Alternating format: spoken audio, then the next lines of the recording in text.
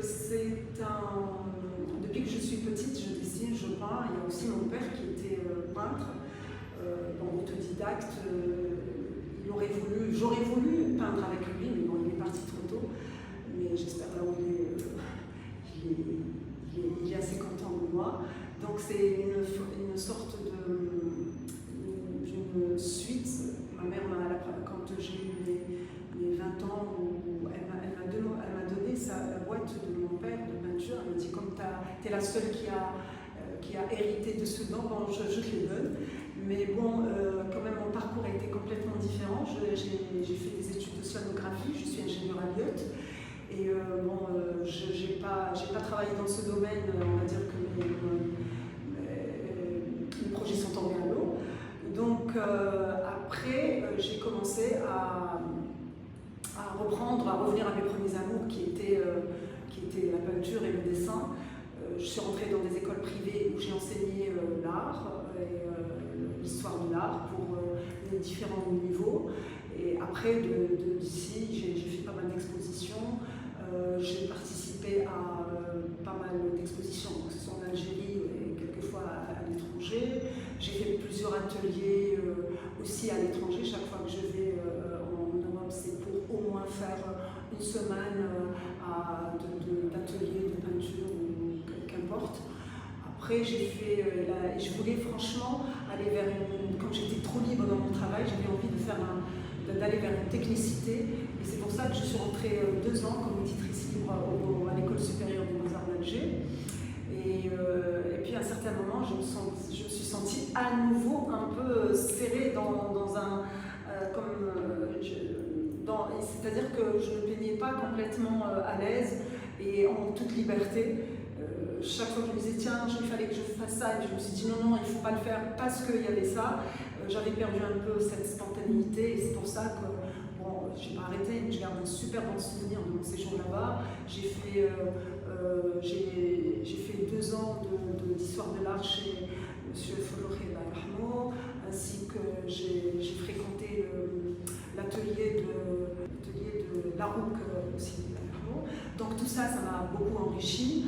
Et là, je suis hyper heureuse de transmettre ça à mes élèves, à leur ouvrir l'esprit à ce monde artistique et culturel.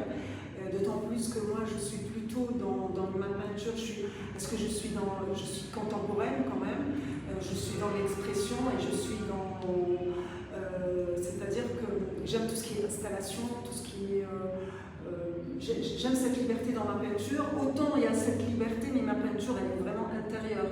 Quand je pince, je suis complètement connectée à mes murs, à mon sofa, à mes objets. Et bizarrement, je n'ai jamais peint l'extérieur. Je suis franchement enfermée dans une sécurité cérébrale et dans une sécurité où je me sens bien. Et on me pose chaque fois la question, est-ce que tu te sens bien quand tu peins? Tu dois être super épanoui avec ta peinture et tout. Ben non, on ne se sent pas complètement épanoui quand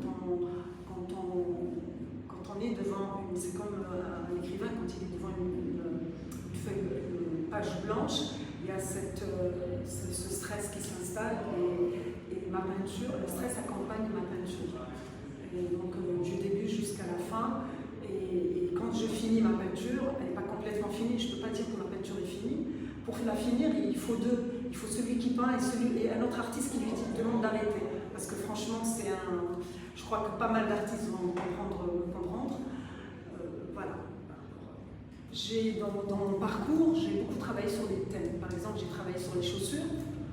Et ces chaussures-là, j'accompagne toujours ma peinture avec un écrit, avec des billets d'humeur. C'est-à-dire que c'est ces chaussures qui nous ressemblent, où on cherche leur confort, qui vieillissent avec nous, qui nous accompagnent partout.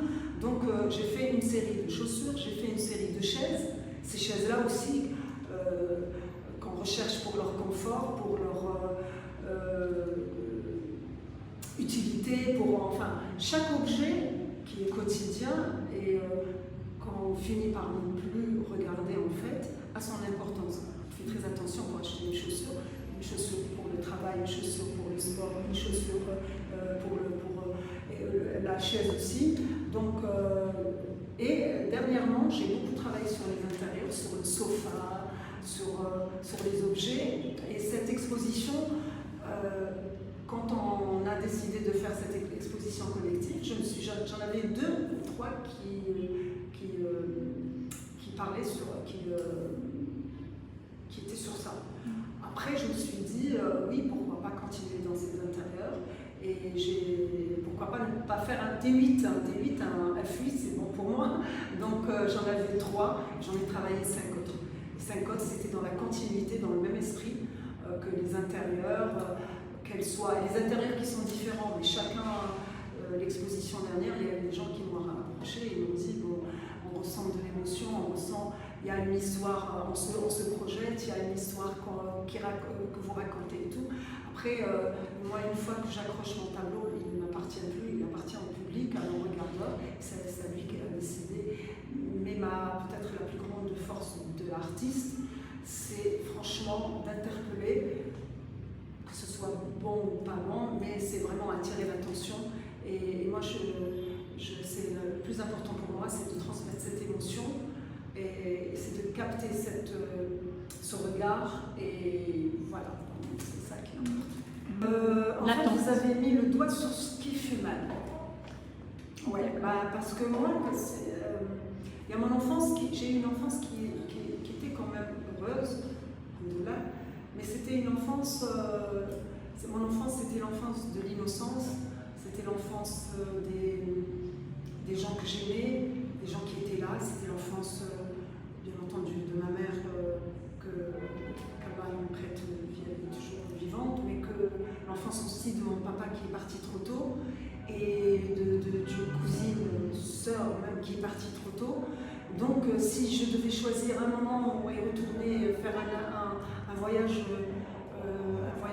vers, on va dire, vers le passé, ce sera mon enfance, pour revoir tous les gens qui ont fait mon bonheur et toutes ces valeurs-là qu'on a perdues, parce que pour nous, les grands, on devait les respecter, les grands nous aimaient, on aimait les grandes personnes, que ce soit les grands-parents, que ce soit les grandes-tantes, que ce soit les... Puis il y avait tout un environnement qui était très sain et très agréable. Merci Naïma.